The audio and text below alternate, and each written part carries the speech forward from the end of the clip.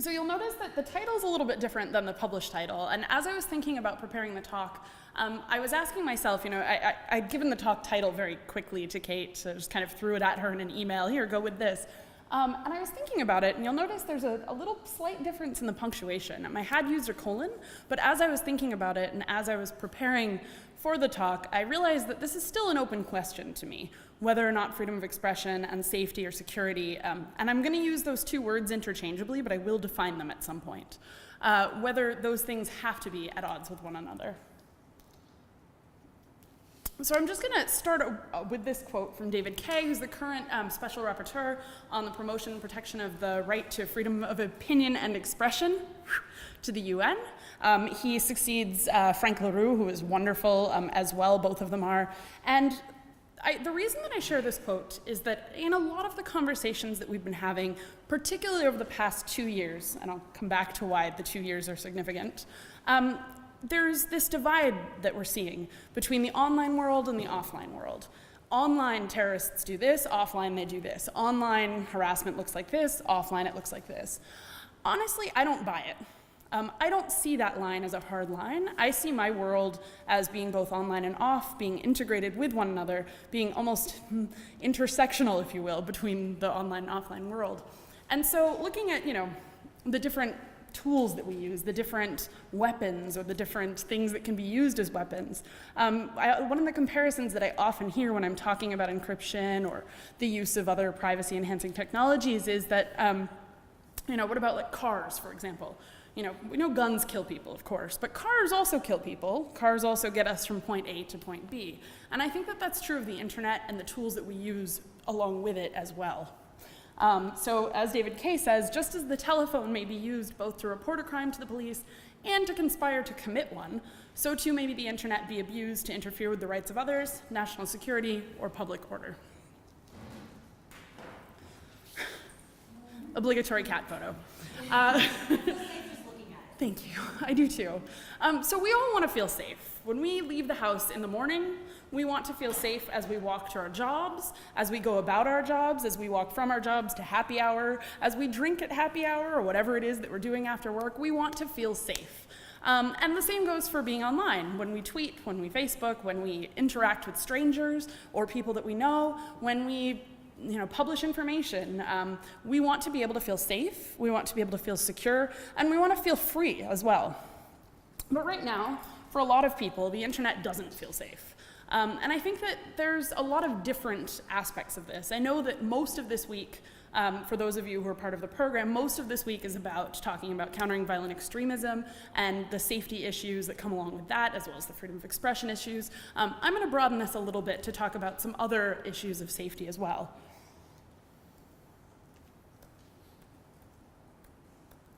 It's not as cool without the clicker.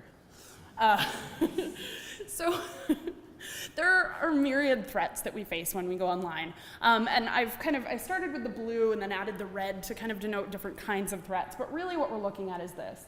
You've got different threats that people of different communities face. So things like revenge porn or terrorist recruitment, those gender-based violence, bullying, those are often specific to specific communities. And different communities, of course, but there are people who are more likely to be targeted by those things than by others. The same goes for things like malware as well, surveillance, government censorship, although the categories are often much more broad. Those who experience government censorship are the citizens of X country, for example, as opposed to a smaller group. But nevertheless, this is just a selection of the different threats that we face every day when we go online. And so some of these threats are threats that we face from other people, bullying, recruitment, things like that. And then some of them are threats that we face as we're trying to mitigate against that first set of threats.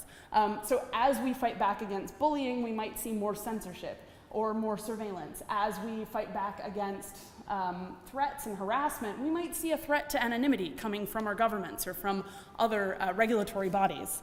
And so I think that it's important to note that sometimes those threats, kind of go several layers deep in that sense.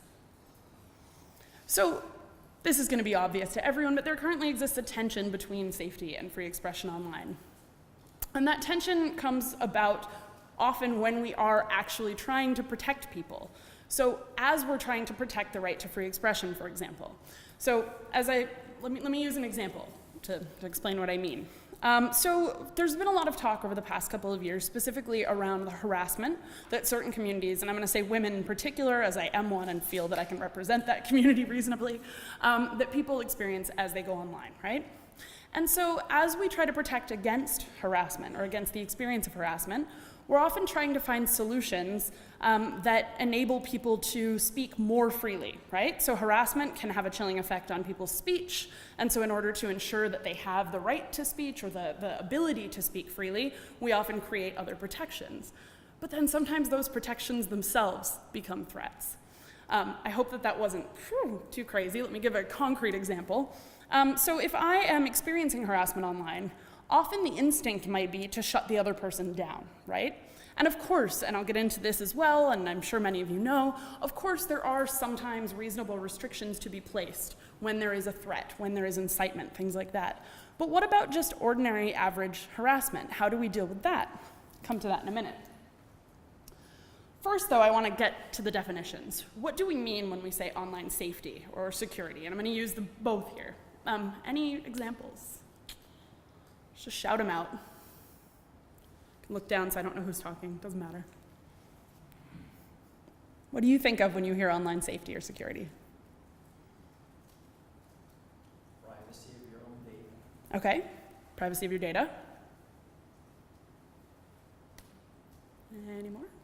Well, that one's in there. So what I added here, and we can certainly add to this, but I've got freedom from harm, and that includes a number of the above threats, freedom from harassment, freedom to not be spied upon, freedom to express oneself, and then of course privacy of one's data. I didn't add that, but it's a really good one. So there's, like I said, there's a range of these different freedoms or of these different aspects of safety and security. And then the question that I would ask is, what measures do we feel it acceptable for governments, corporations, or other entities to take in order to ensure our right to free expression online? This, I think, is where it gets really tricky. So I know that most folks in the room are familiar generally with human rights and international law, so I'm not going to nail into this too hard, but I'll just throw this up here as I speak. Article 19 of the ICCPR, explaining which restrictions governments can legitimately place on freedom of expression. But it's not just about governments, and I think that this is where it becomes really important. Right now, most of our speech is not controlled by governments necessarily, or at least not at the first line. Right now, and I'd love to hear disagreement on this one, but right now most of our speech online is controlled by corporations. Anyone totally disagree? Agree? Okay, all right. So often I give talks that are just about that, just about the ways that corporations censor speech. And one of the things that I always get asked at the end of a talk, inevitably, is, yeah, but Facebook's just a company, you can leave it whenever you want, right? I don't agree with that, and so I'm starting with that premise. First off, Facebook has more than 1 billion average daily users. That's more than the population of any country in the world. So Facebook's population is bigger than any country's population. Facebook's population is actually bigger than any singular group of individuals in the entire world, with two exceptions, Christianity and Islam. And I wouldn't even call those singular groups, to be honest. So Facebook is literally the world's largest cohesive population. And yet the company itself controls every aspect of what you can do on its platform. Again, one of the most used daily platforms in the world. Who uses Facebook? Great, so I'm using the right example. Wait, who doesn't use Facebook? Friendster. One, awesome. We've got one holdout. I don't mean to call you out, but that's awesome. Friendster? All right, fair enough. And granted, everything I'm gonna say about Facebook right now probably also applies to Twitter, to Friendster, to whatever other spaces you're using, except for the size issue, and I think that that's what's really important. So when you go on Facebook, you have a limited set of rights to freedom of expression. Those rights or responsibilities are contained within Facebook's, I forget what it's called, statement of code of conduct? Community standards? Yeah, community standards, which have categories that range from nudity to dangerous organizations to selling drugs, to a number of other things. And there's a lot of restrictions on what you can and cannot do. Now, I personally put my expertise in the nudity category. I've done a lot of talks on what is and is not allowed, and it's pretty ridiculous. But that's not really the risk kind of factor that we're talking about today. So I'll talk about dangerous organizations for a minute. I don't have a slide with the actual text, which is disappointing in myself, but Facebook specifically says that dangerous organizations cannot conduct activities on their platform. Not once do they use the word terrorism. Not once. Now, what are their rules based in? US law. What we have is US material support law, which prevents US citizens primarily, although I assume it would also apply to residents, again, not a lawyer. It prevents people from providing anything that could be construed as material support to a group that is on the US's list of designated terrorist organizations. So that's everything from Al-Qaeda to the PKK to Hezbollah to probably about 26, 27 other groups. Big list, but not a huge list. Now, Facebook's rules are based on that, but they've also expanded it. And so not using the word terrorism, they're actually using dangerous organizations so that they can also apply those rules to things like gangs or other violent groups in different countries, and so that they can expand that definition at any time. But nevertheless, it's based in that law. And so they've basically created their own set of standards for who can participate on their platform, and those standards are rather arbitrary. Now, this goes through different other categories as well, but that one in particular, I think, can be really problematic as we talk about this, because it means that Facebook can essentially lay down the hammer on any group at any time for any reason that they want to. Fairly arbitrary. Now, what sort of restrictions would we consider reasonable in that case? Now, Facebook, again, is a private company, and so being able to place restrictions on the use of the platform by dangerous organizations is in some ways reasonable. We don't actually want terrorist recruitment on these platforms. I would assume everyone in the room agrees that that's a bad idea. But how do you restrict that in a meaningful way that is also fair to all other users, that is fair to people who may not even realize that they're connected to a terrorist organization? And trust me, this happens a lot with Kurdish communities. And how can they do that in a way that doesn't simply censor, but also goes beyond that to provide some sort of insight or education to the user? So to give an example here, I'll use the Kurdish example because I think it's a really good one. There was a case last year. A young Kurdish woman in London was campaigning, and I can't remember exactly what for, and she had led this protest, and she was at the front lines of the protest. It was her organization that had brought it together. And somewhere in the back of the line, you know how protests work, somewhere in the back of the line, there's a couple guys carrying PKK flags. So she gets censored from Facebook, because somebody at the very back of her protest, who she didn't know and who she didn't necessarily even invite, was carrying a flag that a Facebook content moderator saw as being connected to a US designated terrorist organization and therefore was not allowed. Now, I wish that I could say that that was an uncommon example, but it's not. These are the kinds of people that get censored on these platforms every day. And so what would be a reasonable response to that? Now, I don't think that that was a particularly reasonable response, but I also understand that they have to create some set of rules. However, when this young woman had her content removed, she was given no guidelines, no explanation, and no sort of context for how to behave differently the next time. And so even if we were to accept that the rules are reasonable and that the action was reasonable, there's no follow-up, there's no education. So when it comes to actually countering violent extremism, the company has done nothing to counter it. They've simply shut it down. And again, this was not actually violent extremism. This was a peaceful protest that had a bad flag. But let's say that they wanted to actually provide some sort of user education to the user. There are a number of different ways that they could do that. They could explain to the user specifically the reason for the takedown. There was some guy with a flag, and she might say, oh, that sucks, but at least it's reasonable. They've given me, they've told me what I shouldn't do next time. Or they could not take the content down. They could only take down content that is actually violent or actually in contradiction to international law. They could, there's a number of different options as to what they could do. Let me give a second example, but first let me pour myself a little bit of water. And I'll let you think on that one for just a second.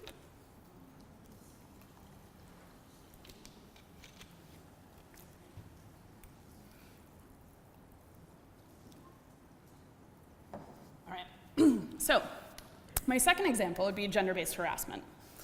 Now, this, as I mentioned earlier, this is a big one where over the past couple of years in particular, there seems to have been an uptick, and there are lots of theories as to why this is happening. My personal theory on this is simply that the platforms that we use frequently, particularly Twitter, engender this type of quick conversation that gets people riled up very quickly.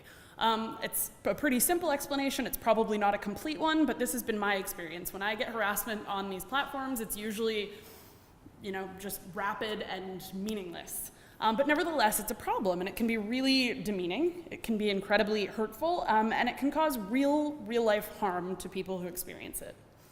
But oftentimes, the way that harassment on these platforms gets discussed is problematic as well.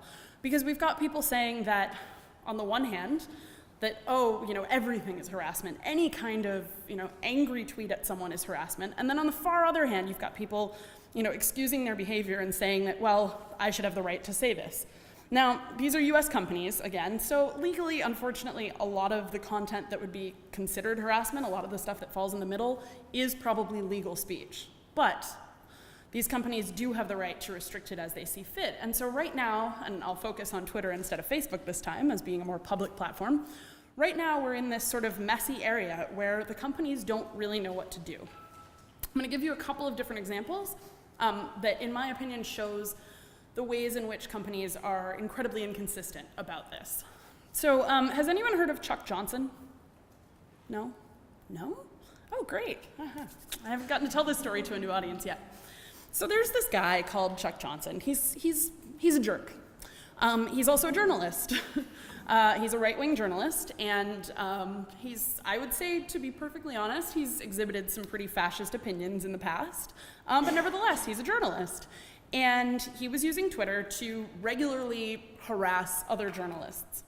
And activists and other people. Now, a lot of this was not considered harassment on the platform. Users would report him, people would report him to the company or what have you, and nothing would happen. But then one day, he harassed DeRay McKesson. Does anyone know who that is? One of the leaders of the Black Lives Matter movement. So DeRay had reported him for this harassment, and the harassment included some sort of, I don't remember exactly the details, but had included some sort of divulging of DeRay's personal information. As a result, Twitter took the content down and banned the guy immediately from Twitter. Until the next day when he created another account, and then they banned him again, and then the next day, and then banned him again. It went back and forth about 10 times. Twitter was essentially tracking this one guy down and banning him every step of the way. Now, he did do something wrong, so it was fairly reasonable, or at least reasonable within their set of rules, that his page be taken down. He violated the rule, they enacted the consequences. However, the millions of women that receive harassment every single day on this platform report their harassers, and nothing ever happens. Twitter doesn't go chasing down these other people. Twitter doesn't, when I get a harasser and report him, even if they take down the account one time, they don't take it down the second time. So Twitter essentially applied special privilege, or not privileges in this case, it's the other way around, but special scrutiny to a celebrity. The same thing happened a few weeks ago with Azalea Banks, a music artist. I don't know exactly what kind of music, but she had said something racist, had gotten her account taken down for the same reason, and then the same thing happened, where they played a cat and mouse game for a few days until I think she just disappeared off the platform.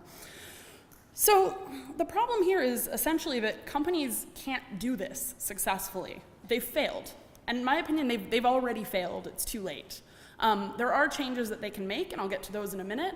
But if I were to look at the state of things when it comes to harassment, when it comes to gender-based violence, when it comes to terrorism on these platforms, I believe that the way in which the companies has responded has been an utter failure, completely. Why do I feel that way? Well, first off, they haven't succeeded in getting rid of harassment or terrorism, and they never will. We know that. It's impossible. At scale, with the way that the current systems work, there's no way that companies can possibly remove every piece of harassment, every piece of terrorism, or every person that engages in these behaviors. And so, in mitigating them, why I think they've failed still is that not only have they have succeeded in taking down some things, not only have they failed in taking down all of the content, of course, but they've also failed in the sense that they've taken down a lot of content that shouldn't have been taken down. That there's been a chilling effect on speech, on political speech, on all kinds of different speech. And I don't think that that chilling effect is worth the cost. Which brings me to this question. What do we have to lose? I think that what we have to lose by enacting the wrong measures or too broad of measures on these types of speech is huge and significant. So first, the obvious one, the right to express ourselves, and I think specifically the right to express ourselves anonymously if we desire.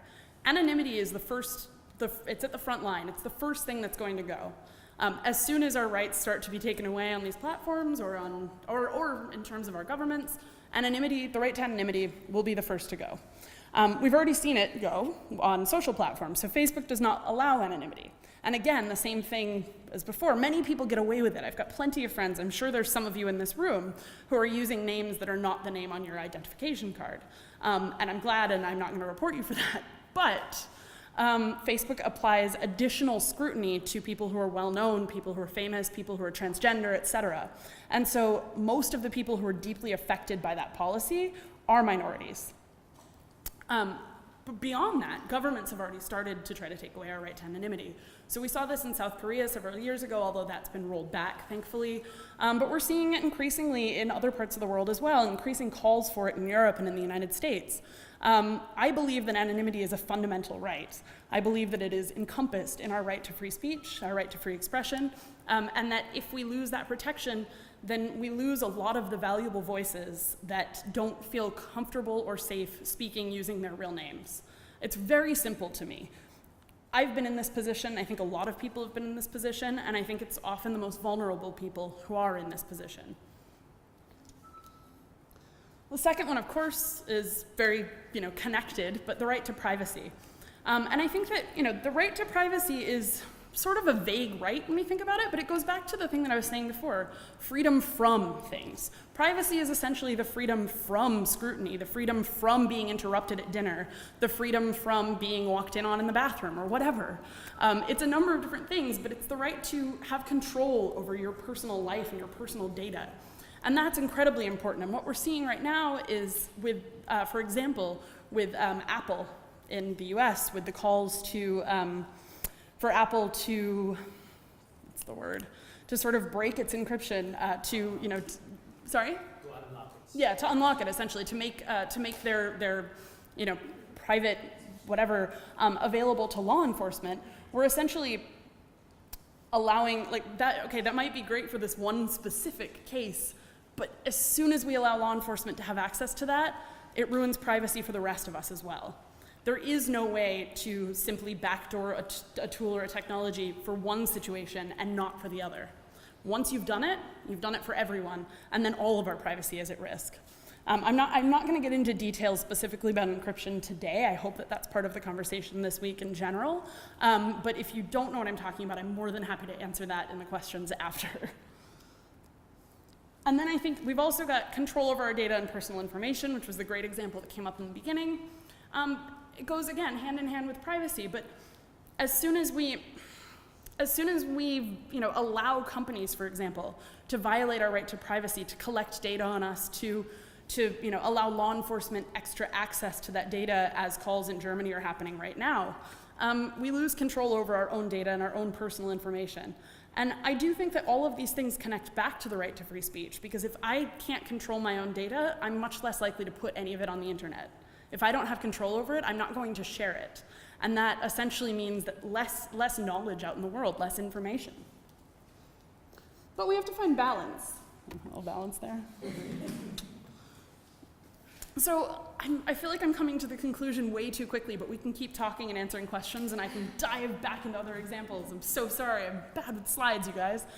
So the first thing that I would say is that as we think about how we do protect ourselves, censorship alone, an emphasis on alone in this sentence, censorship alone is never a solution. So I'm personally entirely against censorship. I do feel, of course, that the restrictions enabled in the ICCPR are reasonable in some cases, that we should not allow, death threats on these platforms. I'm not an absolute extremist on this. However, censorship by itself simply isn't useful. It's not successful. And so, as I mentioned before, in the case of Facebook taking down this Kurdish protesters' content, that might have been the right thing to do. They might have been legally obligated to do so, either by her country or my country, the US, where they're based. However, in doing that alone, they have taught her nothing. And she's somebody who, she's not a terrorist. She's not meaning to engage in terrorist behavior. Now, when you've got somebody who maybe is, or somebody who's on the fringes of it, true, educating every user is not necessarily, it's not going to solve all of our problems. We're not going to be able to just end violent extremism tomorrow through this process.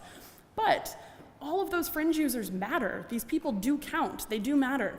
And so being able to educate a handful of people even to realize why it's not okay to have that flag in the background, or why they shouldn't be talking with this group, or what have you, I think it's really important.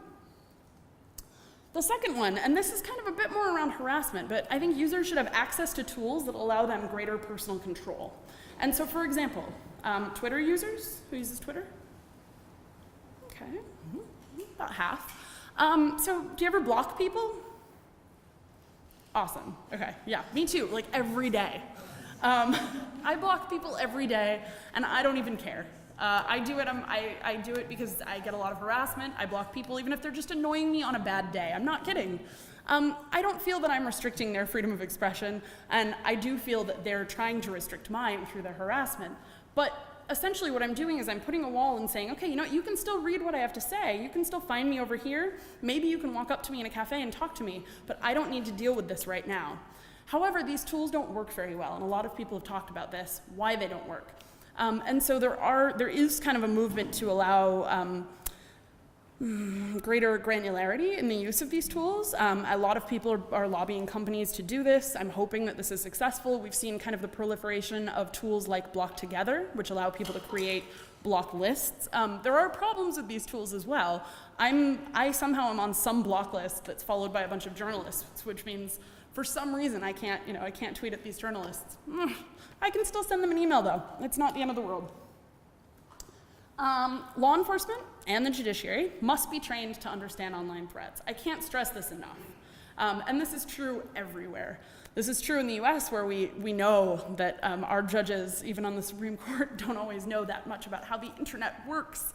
But we also see this globally, and particularly when it comes to online harassment, because if we don't want censorship, then we do need some sort of, or if we don't want blanket censorship rather, then we do need some sort of protection within the law to protect people from harassment. If harassment is illegal offline, which where I'm from it is, you can't just stalk and harass someone without consequences, then those consequences need to exist also for online harassment. And right now they don't, which is why the companies are stepping in and trying to do this for them. But I believe in the rule of law, and I believe that we need to follow the rule of law rather than the rule of corporations and capitalism. Company policies, companies' apostrophe policies should reflect the spirit of the Universal Declaration of Human Rights. So as I said before, companies don't have to protect your freedom of expression. They're under no obligation at all, or at least not currently the way the law stands. But they could possibly, they could consider adhering to the spirit of Article 19. And we've seen many pushes for them to do this. There's a group called the Global Network Initiative, which a number of companies and NGOs are a part of. Unfortunately, they haven't really been very successful. And so I'm hoping that more projects will come forward. And I know Kate wanted me to talk about mine, so I will add that to the end. I'll come back to it in just a second. But overall, what I'm trying to say in this is that companies could, for example, loosen up on some of the rules. Nudity, I've talked a lot about that in the past. Nudity is a rule where there's no real reason for them to restrict that. It is freedom of expression. And so if Facebook were, for example, to pull back a little bit on those resources, they could move some of those resources over toward deal with countering violent extremism in a responsible and professional way.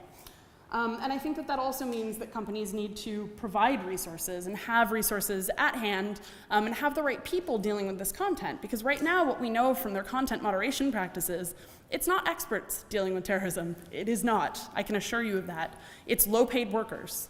It's low-wage workers, often who are not full employees of these companies, who do not have full benefits, who are doing the sort of garbage cleanup of the internet. And that, to me, is not right. If we're going to stick with the restrictions that we have, or even, clean them up a little bit and make them, more concise, we still need experts to look at the content. We need people who can tell the difference between a protest where there's just one flag in the far back row and an actual act of terrorism or an actual statement or expression in support of terrorism. And I think that that's really, really important when we consider the sheer amount of control that these companies have over our lives. And then finally, education is key. And I think I've made this point enough when it comes to how we deal with sort of talking to users about the kind of content that they're putting up and why it's wrong and how they can, improve for the next time. Right now, the way that Facebook deals with this is fundamentally punitive. I didn't talk about this before, but I will, and then I'll tell you a little bit about the platform that Kate asked me to. So right now, when you report another user on Facebook, what happens is that the material goes into a moderation queue. And then some human somewhere in the world, often, like I said, a low-wage worker who's not a full employee, who's being exploited by these companies, often that person then looks at the content and makes a split-second decision as to whether or not it should stay or go. After that, the content is either taken down or left up. And then sometimes there are additional measures enacted on users. So with Twitter, for example, with divulging the personal information of another user, immediate ban, you're gone from the platform. With Facebook, however, the result is more often temporary punitive bans that last between 24 hours and 30 days. So Facebook is essentially treating its users like children, putting them in the timeout corner and telling them, here, go think about what you did, without actually explaining to them what they did. This has happened to me. So I know about these bans because it happened. I posted a breast cancer campaign that resulted in me being censored. I wrote a piece about it for Quartz, which I'm happy to talk about too. But this is also being used for people who violate the rules around dangerous organizations or violent extremism. What does it teach a user if the result is just to be banned for 30 days? No explanation. Okay, you can go off into your little corner for 30 days and then you can come back and continue being a terrorist on our platform. That's essentially what they're saying. That's not helpful at all. That is the end. Okay, so end of slides, but I do want to tell you a little bit about the platform, as Kate asked me to. Is there internet on this computer? Can I just pull up the website? Okay, that's the easiest way to do this. It should be. But should is that, It's not a big deal if not. Oh, you keep talking. Okay, I'll keep talking. Just pull up online censorship if you can. To deal with this specific problem of censorship on platforms, and again, I'm using the word censorship frequently here, and I do realize that in some cases, as I said before, it is okay to take certain kinds of content down within the rule of law. But we started this platform a couple of years ago, essentially to collect these experiences from users. And the reason for that is that there's almost no transparency coming from the companies. Now, some of you might contest that, and you might say, but what about the transparency reporting? Well, it's true that companies, Facebook, Twitter, Google, Microsoft, et cetera, have all been putting out transparency reports for the past few years. And what those transparency reports relate to is government requests to take down content. That is to say, requests within the rule of law. Now, it's a good thing. We want them to be transparent. We want to know when governments are pressuring companies to take down content. Sometimes it's really good information to have, such as with Turkey, where a lot of that content is taken down for reasons that would definitely be contrary to international law, such as insulting Ataturk. However, it also relates to content that's taken down for absolutely and fundamentally legitimate reasons. However, as I mentioned, there's sort of a gap because they're telling you what governments force them to take down, but they're not telling you what they're taking down. And so after years of trying to push the companies into being transparent about that, I gave up, and we started this platform. We launched, first we won the Night News Challenge, which enabled us to actually build the platform, because otherwise it was just going to sit there forever. And then we launched it in November, and we're going to be launching in Spanish and Arabic in the next couple of weeks, and hopefully more languages to come. And so essentially what we're doing is we're trying to collect reports from users when they experience takedowns or account deactivations or bans on these platforms. And then on top of that, we're also trying to educate users about the different ways that that they can, sort of take responsibility themselves, and specifically how they can appeal. Because one of the things that we found through our survey work is that most users have no idea that they actually do have the opportunity, in some cases, depending on platform, to appeal these decisions. Now, it doesn't always work. In my experience, when I was banned for 24 hours, I wasn't able to appeal until after the 24 hours. And I'll tell you why that mattered, but yeah, we're hoping that we can actually show users ways that they can take matters into their own hands and have more control over their experiences on these corporate platforms. And now just to add that one last bit, the reason that I couldn't appeal was funny, or not the reason that I couldn't appeal, rather, the reason that that 24-hour thing mattered. Now, most people would say, okay, well, it's just Facebook. You're banned for 24 hours, so what? Go outside, enjoy the sun, right? Yes, of course, and I did, believe me, but there's also the matter of the fact that I was not just banned from Facebook, but I was also banned from all third-party services related to Facebook, including paid services like Spotify, including dating apps like Tinder. I tested them, I don't use it normally, including, I couldn't message my friends, of course, I couldn't use Messenger, of course, and that's all fine, but there was, what? Yeah, WhatsApp's disconnected. You don't sign in. If you log in through Facebook, basically, I couldn't use it. But here's where it gets really tricky. And luckily, I work for a free speech organization, which mostly just found my getting banned from Facebook to be really, really funny. But most people don't. Does anyone here administer a page for work at Facebook, on Facebook? Yeah. Okay, so what would happen to you if you got banned for 30 days from Facebook and you couldn't do your job? Yeah. Exactly. So might not have your job anymore. And so that's a real concern that I have. And I have talked to the companies about this. I haven't gotten a satisfactory answer so far. I'm still working on it. But it's not just getting banned from, chatting with your friends. It's potential professional consequences. And I think that that's another aspect of why we have to think about how much control these platforms have over our speech. In any case, that is indeed the end. I'm just going to put up that last slide so you have my info if you want it, if I can remember how to do this. No, apologies. Bam, and there I go. Thank you.